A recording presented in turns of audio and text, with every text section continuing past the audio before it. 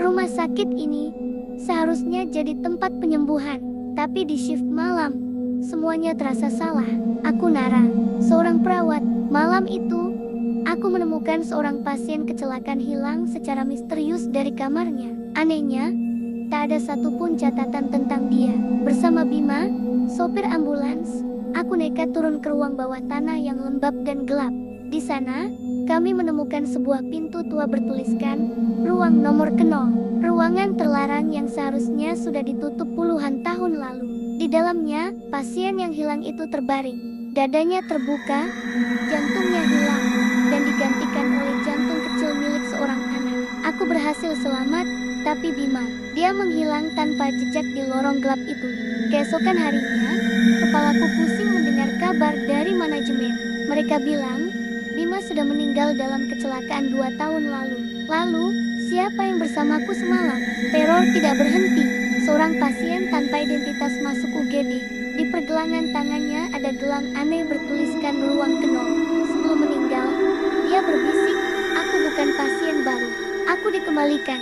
Saat jenazahnya dibawa ke ruang mayat, tubuhnya lenyap begitu saja. Di dinding ruang mayat, ada tulisan baru berwarna merah gelap. 1 sudah kembali.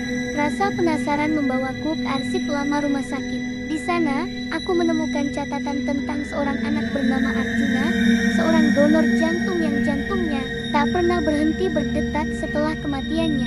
Malam demi malam, misteri semakin dalam. Aku menemukan dokumen transplantasi ilegal dari masa lalu. Organ anak-anak ternyata jadi pilihan utama, karena dipercaya masih bisa mengingat pemilik aslinya. Seorang pasien bahkan menunjukkan 2 detak jantung di tubuhnya. Saat ia meninggal, jantung keduanya tetap hidup, berdenyut di dalam jasad yang dingin. Di dinding ruang operasi, muncul tulisan lain, cadangan baru. Aku mulai sadar, organ-organ ini bukan sekadar daging mati, mereka hidup, dan mereka memilih sendiri tubuh barunya. Aku bertemu Pak Wira, pasien tua yang hidup puluhan tahun dengan jantung milik Arjuna.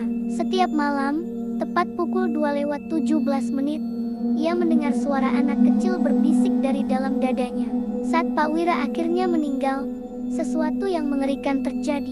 Dadanya masih bergerak, seolah ada yang hidup di dalamnya. Di lorong bawah tanah, sebuah pintu baru muncul bertuliskan 1, dan suara anak kecil berbisik di telingaku, masih ada yang belum pulang.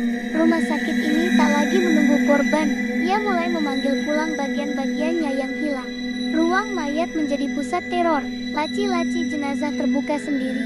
Semuanya kosong, kain kafan di atas meja bergerak membentuk siluet tubuh yang berdetak. Aku bahkan menerima foto diriku sendiri yang diambil dari sudut ruang mayat secara real time. Aku sadar, aku tak bisa lari. Di bawah rumah sakit ini, ada rumah sakit lain yang lebih tua.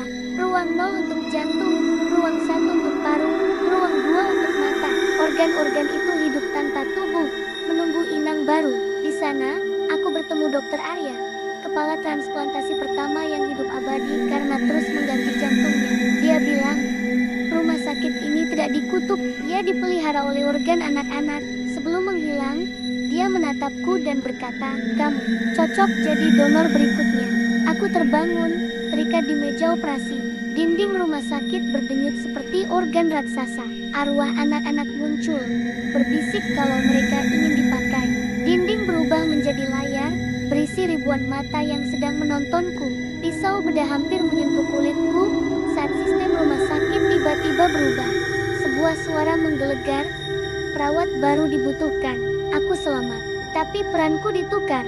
Aku kembali berdiri, mengenakan seragam perawat shift malam. Namun kini, di dalam dadaku, berdetak lebih dari 1 jantung.